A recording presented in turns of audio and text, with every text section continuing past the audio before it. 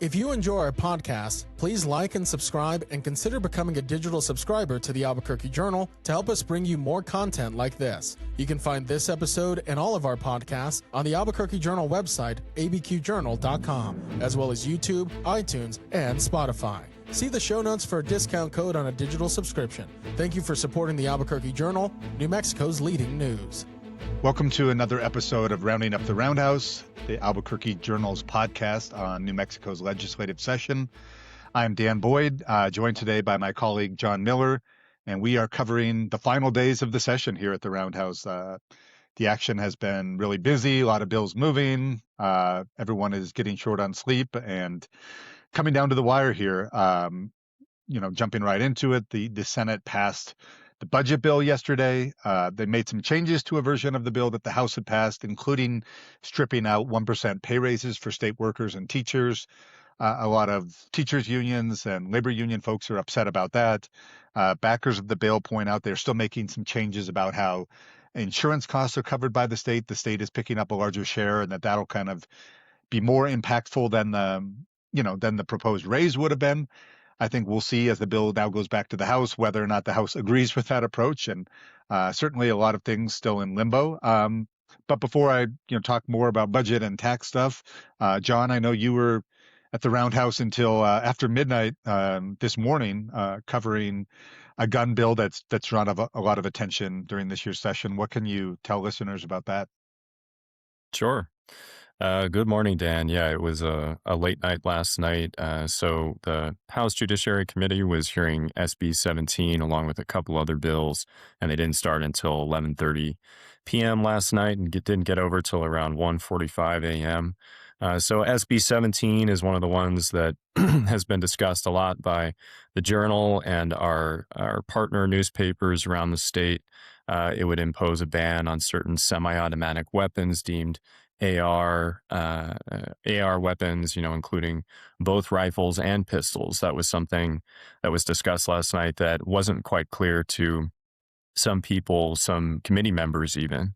The AR platform is essentially this type of assault weapon platform that can be applied to, a pistol, like people have heard of like the Uzi pistol, which is an older one, but it can also be, of course, applied to AR-15 type rifles, the type of rifle that we've seen used in many, many mass shootings around the United States.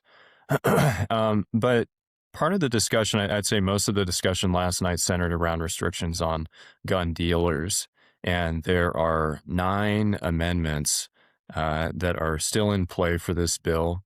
And so they actually didn't take a vote on SB 17 last night because of those amendments. And the sponsors of the bill really need to take a look at those. It was, as it's been in other committees, it was quite a scene, a very emotional topic. There were several victims of gun violence who spoke both in public comment as well as sponsors and the committee. And that includes one of the sponsors, Representative Andrea Romero, who is a Democrat from Santa Fe, who told a story about how she and some friends were exiting a concert after high school one night, and they were the victims of a drive-by shooting, and she actually had to dress one of her friends' wounds. And it was an emotional experience for her talking about this. There were several callers online. So bottom line is no vote yet, and we're going to keep tracking this one, but it's coming down to the wire. And you pointed out, John, that I think it's remarkable that this committee hearing was supposed to start at 1:30 in the afternoon, but because the House had been on the floor all day debating other bills, it's to that point in the session where it's, I think it's hard sometimes for the public to know what's happening because schedules aren't always followed and things are so fluid right now. But it sounds like a number of folks kind of waited until the committee hearing started, which wasn't until 11 o'clock or something last night. Yeah, it was about 11:30 that they actually convened the House Judiciary Committee meeting. But there was kind of a strange sense of camaraderie, like everybody being in the trenches together. Everybody was a little sleep deprived and sort of like, a lot of joking around among people who had gathered, including people on opposite sides of the issue, which was interesting to see.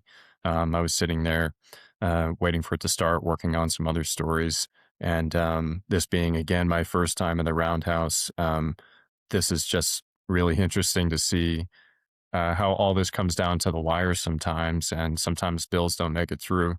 And I actually had a question for you, Dan. I know this is our maybe second to last podcast, but for listeners and also for myself, there's so much policy legislation this year, along with the need to pass the budget, it being a budget year, right?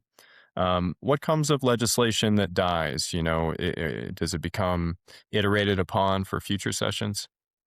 Yeah, no, it's in New Mexico. If a bill dies, if it's not approved by the time the clock strikes noon on Thursday, it dies, and it can be brought back in future years, but has have to basically start over. I know there's some other states where a bill can kind of pick up where it left off in the next legislative session, but in New Mexico, if it doesn't make it across the finish line, even if it's just waiting a final vote, it doesn't get it. It basically has to start from scratch again in next year's session or in a special session.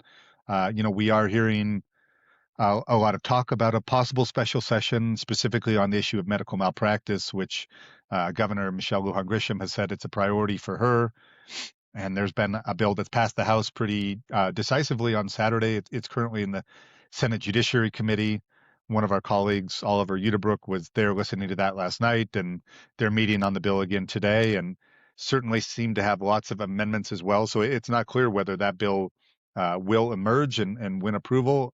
And if it does, if it'll really be amended and still be to the governor's liking. So it's certainly possible the governor can call legislators back. We saw that a few years ago after a bill dealing with, legalizing recreational cannabis fell short at the end of the session. And a few days later, the governor called everyone back to Santa Fe, and they passed it in a special session. So if the governor feels strongly enough about a bill that does die, she can call legislators back. But I don't think that's definitely legislators' first choice, especially when they're trying to wrap up all the work and like you said, I mean, sleep deprived and kind of working until the wee hours of the morning on some of this legislation.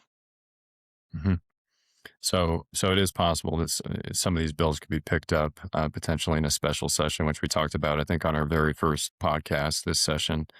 Um, Regarding the budget, I was reading some of the coverage on that you've written, and it looks like it's going to be kind of a mix of tightening our belts this year and also big spending, including the governor's universal childcare program.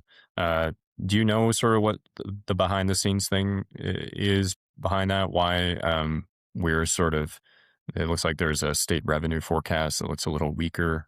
You know anything about that? Yeah. So, revenue estimate was released in December, kind of right before the start of the session.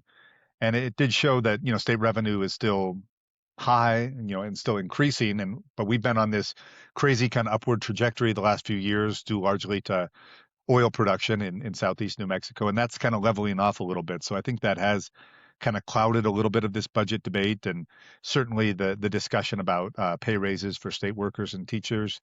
That said, I'm glad you mentioned the universal childcare.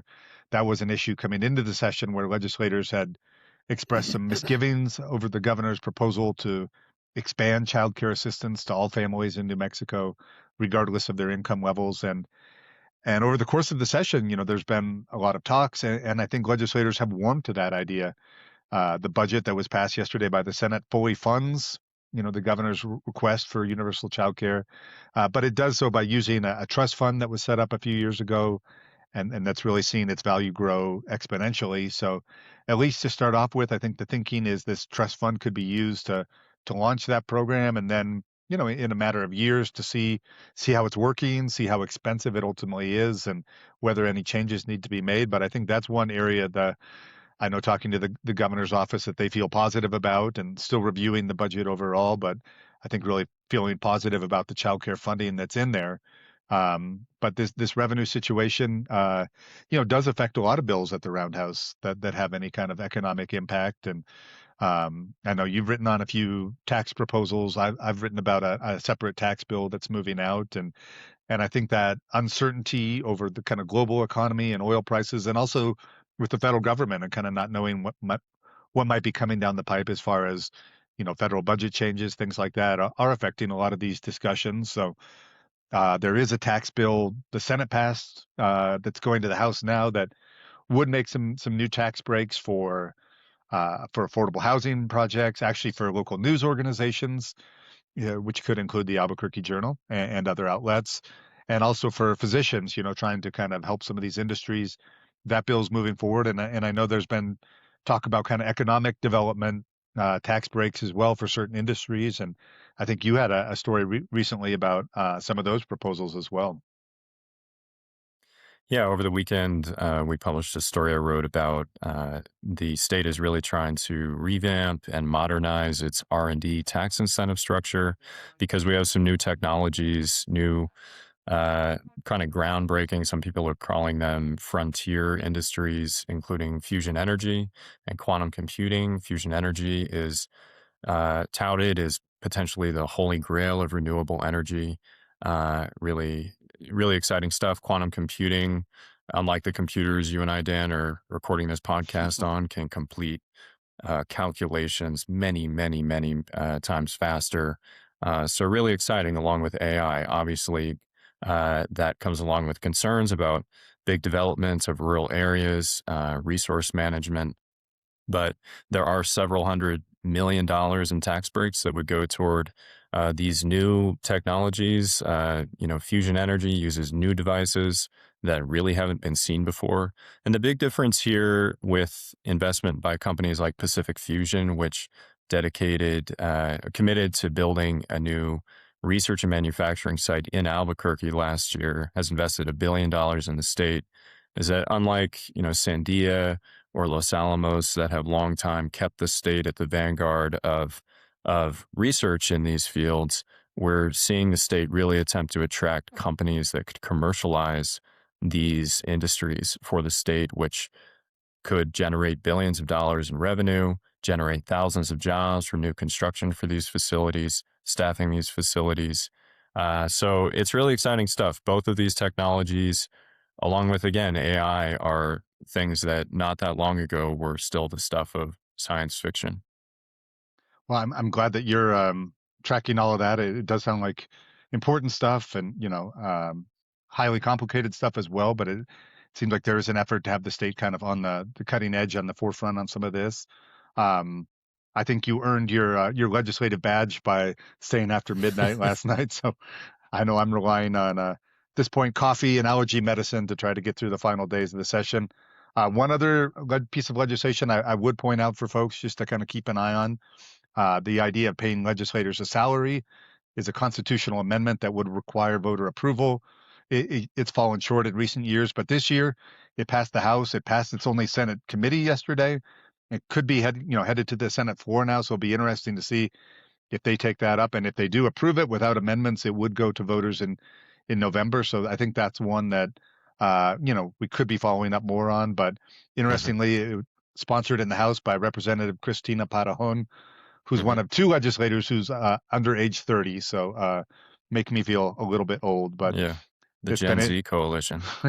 It's been interesting to see some of the younger legislators kind of taking the lead on that issue and really making the argument that paying legislators a salary would kind of broaden the pool of who could serve as a legislator in New Mexico. Yeah. So that's one we'll be keeping an eye on. Any other kind of bills that you're keeping an eye on in particular, John, as the session enters its final hours? Or Well, it's funny you mentioned Christina Parajon. I was sitting behind her actually last night in that late night House Judiciary Committee, and she's also on that bill that would provide some breaks to newspaper owners. And she had a question for me about whether that money will actually trickle down to journalists themselves. And that is a good question, whether that will only benefit the owners and operators of newspapers or whether that money will actually go toward supporting journalists trying to stay in this field, which is an issue that a lot of news organizations are having. But I was thinking about that legislator pay proposal as I was talking to her because she, I believe, is the youngest female legislator, excuse me, in New Mexico history. Harvard graduate, really sharp. But I was sitting there kind of wondering, how do you support yourself if you were sitting here with me till 1 a.m. Trying to pass laws for New Mexico. New Mexico, for listeners who don't know, is the very last state that has not paid legislators a salary. So that will be interesting to see if that gets approved this year. Yeah, I think that'll be it'd be very interesting. Legislators do get a per diem payment, that covers their food and lodging expenses. But as John said, New Mexico currently the only state that doesn't pay legislators a salary. So we'll be back maybe later this week to kind of wrap things up after the session ends on Thursday. But for now, we really appreciate everyone listening. You can find all our stories at abqjournal.com. You can find these podcasts at the Journal's website, also at YouTube or Spotify, wherever you find your podcasts. And hope you get a little sleep while you can, John. And we'll be back again in a few days. Yeah, looking forward to covering the final stretch with you, Dan. Should be interesting. Thanks to everybody for listening.